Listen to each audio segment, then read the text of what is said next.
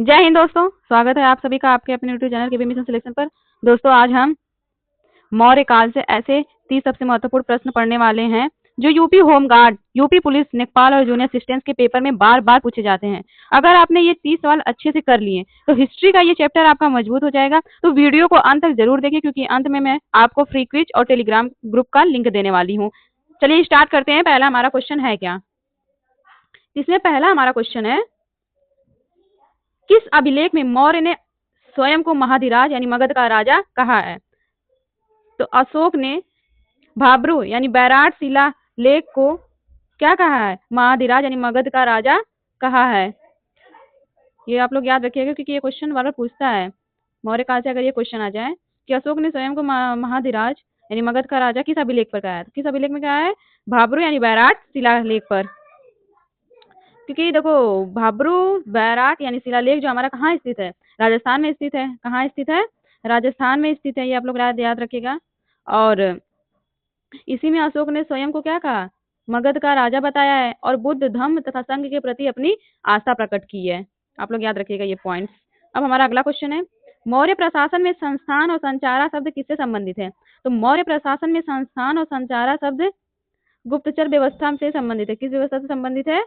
गुप्तचर व्यवस्था से। क्योंकि मौर्य काल में जासूसी व्यवस्था बहुत संगठित थी और संस्थान में वे जासूस थे जो एक जगह रुककर काम करते थे, और संचारा में क्या था? संचारा में वे थे जो घूम घूम कर सूचनाएं इकट्ठा करते थे। संस्थान मतलब जो जासूस करते थे एक जगह रुककर, और संचारा मतलब जो घूम घूम कर क्या करते थे? इंफॉर्मेशन यानी सूचनाओं को इकट्ठा करते थे। अब हमारा अगला क्वेश्चन है, कौटिल्य के अर्थशास्त्र के अनुसार सीता भूमि का क्या अर्थ था? तो कौटिल्य के अर्थशास्त्र के अनुसार सीता भूमि का अर्थ राज्य के सीधे नियंत्रण वाली कृषि भूमि। सीता भूमि का क्या अर्थ है? तो राज्य के सीधे नियंत्रण वाली कृषि भूमि क्या है? सीता भूमि है। क्योंकि जो भूमि सीधे राज यानी राजा के नियंत्रण में होती थी उसे हम क्या कहते हैं? सीता कहा जाता था। इसके अध्यक्ष को हम क्या कहते थे? सीता अध्यक्ष कहते थे। क्या कहते थे? सीता अध्यक्ष कहते थे। आप लोग याद रखिएगा।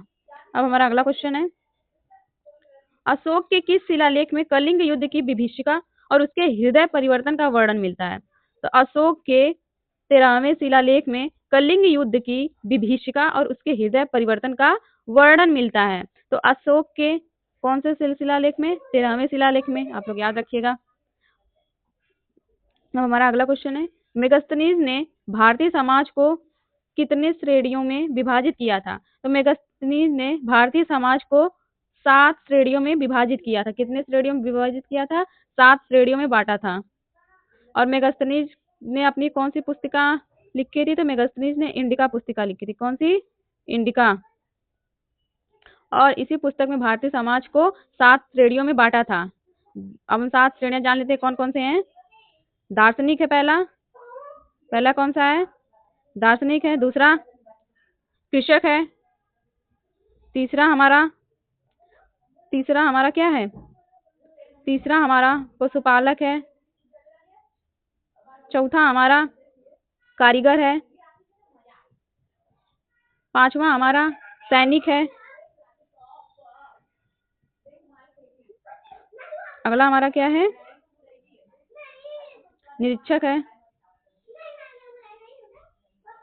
अब हमारा अगला क्या है? और सभासद है। और क्या है? सभासद। तो आप लोग को 7 नाम पता चला कौन कौन से कितने श्रेणियों में बांटे थे मेगस्थनीज ने भारतीय समाज को? तो 7 श्रेणियों में बांटे थे। दार्शनिक, कृषक, पशुपालक, कारीगर, सैनिक, निरीक्षक और सभासद। अब हमारा अगला क्वेश्चन है, मौर्य काल में रूप दर्शक नामक अधिकारी का क्या कार्य था? तो मौर्य काल में रूप दर्शक नामक अधिकारी का कार्य सिक्कों का परीक्षक था। क्या था? सिक्कों का परीक्षक। क्योंकि मौर्य प्रशासन में सिक्कों की शुद्धता की जांच करने वाले अधिकारी को हम क्या कहते थे? रूप दर्शक कहते थे। जो सिक्कों की जांच करता था उसे हम क्या कहते थे? रूप दर्शक कहते थे। अब हमारा अगला क्वेश्चन है, किस मौर्य शासक को यूनानी लेखकों द्वारा अमित्रघात यानी शत्रुओं का नाश करने वाला कहा गया है? तो शत्रुओं का नाश करने वाले को बिंदुसार कहते हैं। वो यूनानी लेखक द्वारा कौन सा मौर्य शासक था? तो मौर्य शासक जो था वो बिंदुसार था। यूनानी लेखकों द्वारा अमित्रघात यानी शत्रुओं का नाश करने वाला कहा गया है। बिंदुसार था। बिंदुसार शासक को, बिंदुसार को यूनानी लेखकों ने अमित्रोचेट्स या अमित्रघात कहा गया है, जिसका अर्थ है शत्रुओं का नाश करने वाला। अब हमारा अगला क्वेश्चन है, मौर्य प्रशासन में समाहर्ता का मुख्य कार्य क्या था? तो मौर्य प्रशासन में समाहर्ता का मुख्य कार्य राजस्व संग्रह था। क्या था? राजस्व संग्रह। क्योंकि यह मौर्य साम्राज्य का मुख्य क्या था? राजस्व संग्रह करता होता था, जो किस चीज के लिए तैयार किया जाता था? जो बजट तैयार करने और आय व्यय का लेखा जोखा रखने के लिए जिम्मेदार था। समाहर्ता किसके लिए जिम्मेदार था? बजट तैयार करने और आय व्यय का लेखा जोखा रखने के लिए जिम्मेदार था, आय व्यय का।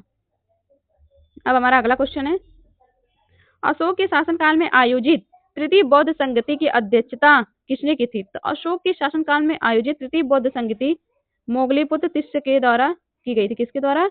मोगलीपुत्र तिष्य के द्वारा। कि यह सम्राट अशोक के शासनकाल में पाटलिपुत्र में हुई थी और इसकी अध्यक्षता मोगलीपुत्र तिष्य ने की थी। से क्वेश्चन बनता है कि हमारा तृतीय बौद्ध संगति कहाँ हुआ था? तृतीय बौद्ध संगति जो है, तृतीय बौद्ध संगति पाटलिपुत्र में हुआ था। कहाँ? पाटलिपुत्र में। और किसके काल में हुआ था? अशोक के शासनकाल में हुआ था। किसके काल में? अशोक के शासनकाल में। और इसकी अध्यक्षता किसने की थी? मोगलीपुत्र तिष्य ने की थी। अब हमारा अगला क्वेश्चन है, निम्नलिखित में से कौन सा मौर्यकालीन बंदरगाह भारत के पश्चिमी तट पर स्थित था? भारत के पश्चिमी तट पर भरूकक्ष भड़ौच बंदरगाह जो भारत के पश्चिमी तट पर स्थित था। आप लोग ये चीज याद रखिएगा, क्योंकि भरूकक्ष जो वर्तमान भड़ौच यानी जो कहाँ स्थित है? गुजरात में स्थित है। कहाँ स्थित है? गुजरात में स्थित है। मौर्य काल में पश्चिम तट का सबसे प्रमुख व्यापारिक बंदरगाह था, जबकि ताम्रलिप्ति पूर्वी तट पर था। ताम्रलिप्ति हमारा कहाँ था? पूर्वी तट पर था। आप लोग याद रखिएगा। और भरूकक्ष भड़ौच जो है पश्चिमी तट पर था। और भरूकक्ष भड़ौच कहाँ पड़ता है? गुजरात में पड़ता है। अब हमारा क्वेश्चन नंबर 11 है, अशोक के धम्म के संदर्भ में अपाशिन्वे का अर्थ क्या है? तो अपाशिन्वे का अर्थ क्या है? अल्प ज्ञान। अशोक के धम्म में इसका अर्थ है अल्प पाप या पापों से दूर रहना बताया गया है, अपाशिन्वे का अर्थ।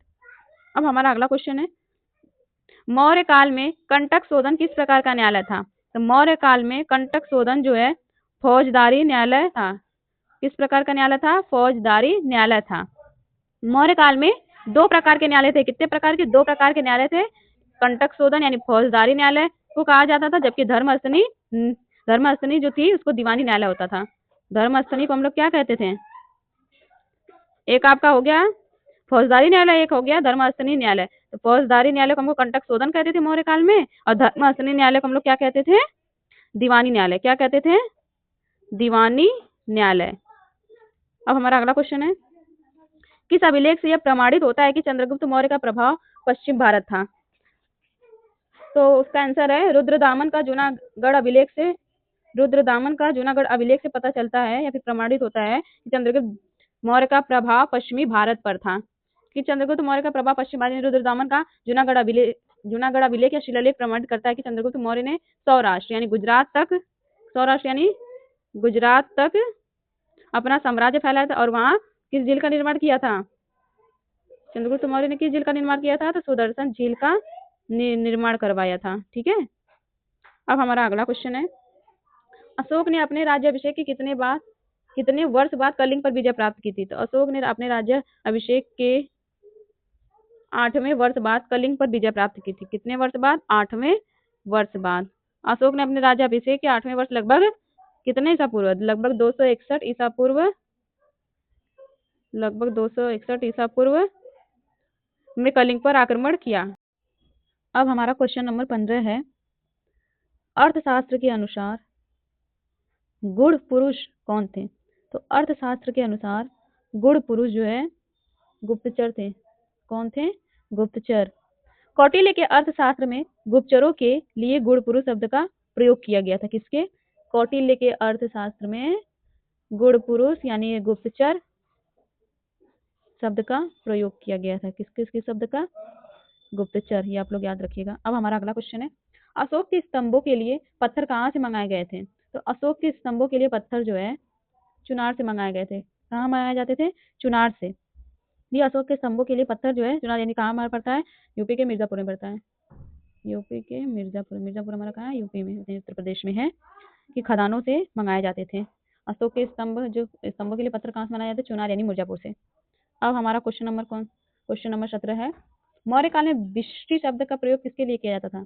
तो मौर्य काल में विष्टि शब्द का प्रयोग बेगार यानी जबरन श्रम के लिए किया जाता था। किसके लिए? बेगार यानी जबरन श्रम के लिए। मौर्य काल में जो विष्टि का अर्थ है बेगार यानी बिना मजदूरी के कराया जाने वाला काम था। बिना मजदूरी के कराए जाने वाले काम को हम क्या कहते थे? विष्टि। बिना मजदूरी के,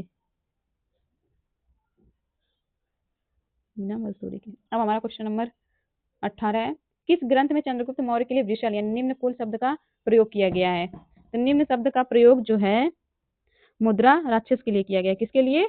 मुद्रा राक्षस के लिए। क्योंकि वृषल जो विशाख दत्त द्वारा रचित नाटक यानी मुद्रा राक्षस किसके द्वारा रचित है? विशाख दत्त द्वारा। किसके द्वारा? विशाख दत्त द्वारा मुद्रा राक्षस रचना की गई है। और चंद्रगुप्त मौर्य के लिए वृषल और या कुलहीन शब्दों का प्रयोग किया गया है। तो वृषल और कुलहीन किसके लिए किया गया है? चंद्रगुप्त मौर्य के लिए। अब हमारा अगला क्वेश्चन है, बिंदुसार के दरबार में सीरिया के राजा एंटियोकस प्रथम द्वारा भेजा गया राजदूत कौन था? तो बिंदुसार के दरबार में सीरिया के राजा एंटियोकस प्रथम द्वारा भेजा गया राजदूत डायमेकस था। कौन था? डायमेकस था। तो बिंदुसार के दरबार में सीरिया के राजा एंटियोकस प्रथम ने डायमेकस नामक राजदूत भेजा था। तो मेगास्थनीज चंद्रगुप्त के समय आया था। मेगास्थनीज जो कब आया था? मेगास्थनीज जो है चंद्रगुप्त के समय आया था। चंद्रगुप्त के समय आया था। अब हमारा अगला क्वेश्चन है, अशोक के शिलालेखों को पढ़ने वाला प्रथम अंग्रेज कौन था? तो अशोक के शिलालेखों को पढ़ने वाला प्रथम अंग्रेज जेम्स प्रिंसेप था। कौन था? जेम्स प्रिंसेप था। अशोक के शिलालेखों को पढ़ने वाला कौन था? जेम्स प्रिंसेप था। ये आप लोग याद रखिएगा क्योंकि ये क्वेश्चन आ भी चुका है कई बार। यह जो है मौर्य मतलब अशोक के अभिलेखों को पढ़ने वाला पहले ही सफलता जेम्स प्रिंसेप को मिली गई थी। अब अशोक के शिलालेख को पढ़ने वाला प्रथम अंग्रेज जेम्स प्रिंसेप था। और कौन सी ईयर में इसको पढ़ा था? तो 1837 में पढ़ा था। कब? 1837 में। अब हमारा अगला क्वेश्चन है, मौर्य प्रशासन में एग्रोनोमी नामक अधिकारी का संबंध किस क्षेत्र में था? तो एग्रोनोमी जो था मार्ग निर्माण नामक अधिकारी का संबंध मार्ग निर्माण क्षेत्र से था। किस क्षेत्र से था? एग्रोनोमी नामक अधिकारी का संबंध मार्ग निर्माण क्षेत्र से था। यह मौर्य प्रशासन में मार्ग निर्माण और जिले का प्रमुख अधिकारी होता था। एग्रोनोमी कौन होता था? मार्ग निर्माण और जिले का प्रमुख अधिकारी होता था। किसका? जिले का प्रमुख अधिकारी होता था। अब हमारा अगला क्वेश्चन है, अशोक का कौन सा अभिलेख दो भाषाओं यानी ग्रीक और अरामी में मिलता है? तो अशोक का शर-ए-कुना कांधार अभिलेख जो है दो भाषाओं मतलब ग्रीक और अरामी में मिलता है। शर-ए-कुना कांधार यानी अफगानिस्तान से प्राप्त अशोक का अभिलेख ग्रीक, यूनानी और अरामी दो भाषाओं से मिलता है। दो भाषा कौन कौन सा है? ग्रीक और अरामी। अब हमारा अगला क्वेश्चन है, चाणक्य का अन्य नाम क्या था? तो चाणक्य का अन्य नाम विष्णुगुप्त था और कौटिल्य के नाम से भी जाना जाता था। चाणक्य को और किस नाम से जाना जाता था? कौटिल्य के नाम से भी जाना जाता था। ये आप लोग याद रखिएगा। अब हमारा अगला क्वेश्चन है, मौर्य काल में शिक्षा का सर्वाधिक प्रसिद्ध केंद्र कौन सा था? तो मौर्य काल में शिक्षा का सर्वाधिक प्रसिद्ध केंद्र तक्षशिला था। कौन सा था? तक्षशिला था। क्योंकि मौर्य काल में तक्षशिला विश्व प्रसिद्ध शिक्षा का केंद्र था जहाँ चाणक्य आचार्य थे। कौन? अच्छा, वहां के आचार्य कौन थे? तक्षशिला के। तो आचार्य चाणक्य थे। अब हमारा अगला क्वेश्चन है, अशोक के शिलालेखों में उन्हें किस नाम से संबोधित किया जाता था? तो अशोक के शिलालेखों में उन्हें प्रियदर्शी के नाम से संबोधित किया जाता था। किस नाम से? प्रियदर्शी नाम से संबोधित किया जाता था। अशोक के शिलालेखों में उसे अक्सर देवना प्रियम या प्रियदर्शी यानी देवताओं का प्रिय कहकर संबोधित किया जाता था। किसका प्रिय? देवताओं का प्रिय। अब हमारा अगला क्वेश्चन है, मौर्य काल में पड़ क्या था? तो मौर्य काल में पड़ चांदी। अब हमारा क्वेश्चन नंबर 26 है, मौर्य काल में पड़ क्या था? तो मौर्य काल में पड़ चांदी का सिक्का था। मौर्य काल में पड़ को हम क्या कहते थे? चांदी का सिक्का कहते थे। कि मौर्य काल की राजकीय मुद्रा जो थी वो क्या थी? चांदी का सिक्का थी, जिसे हम क्या कहते थे? पड़ कहते थे।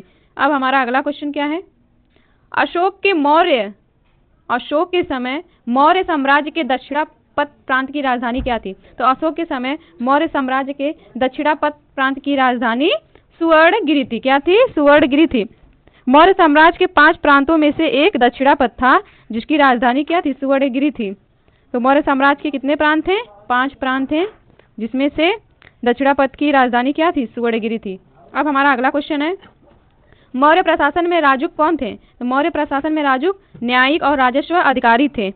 सम्राट अशोक ने अपने शासन के 12वें वर्ष में, कौन से वर्ष में? 12वें वर्ष में राजुक नामक अधिकारी की नियुक्ति की थी, जिनके पास न्यायिक और राजस्व दोनों अधिकार थे। सम्राट अशोक ने अपने शासन के 12वें वर्ष में राजुक नामक अधिकारियों की नियुक्ति की थी। किस नाम की? राजुक नामक अधिकारियों की नियुक्ति की थी, जिनके पास क्या था? न्यायिक और राजस्व अधिकारी दोनों था। अब हमारा अगला क्वेश्चन है, इंडिका पुस्तक का लेखक कौन था? तो इंडिका पुस्तक का लेखक मेगास्थनीज था। इंडिका पुस्तक किसने लिखा है? इंडिका पुस्तक मेगास्थनीज द्वारा लिखा गया है। मौर्यकालीन भारत का विवरण देने वाली प्रसिद्ध पुस्तक जो है, इंडिका के लेखक यूनानी राजदूत मेगास्थनीज थे।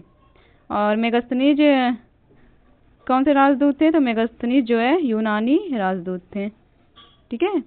अब हमारा अगला क्वेश्चन है, मौर्य वंश का अंतिम शासक कौन था? तो मौर्य वंश का अंतिम शासक बृहद्रथ था। कौन था? बृहद्रथ था, जिसकी हत्या उसके सेनापति पुष्यमित्र शुंग ने करके तुंग वंश की स्थापना की। किस वंश की स्थापना की? शुंग वंश की स्थापना की।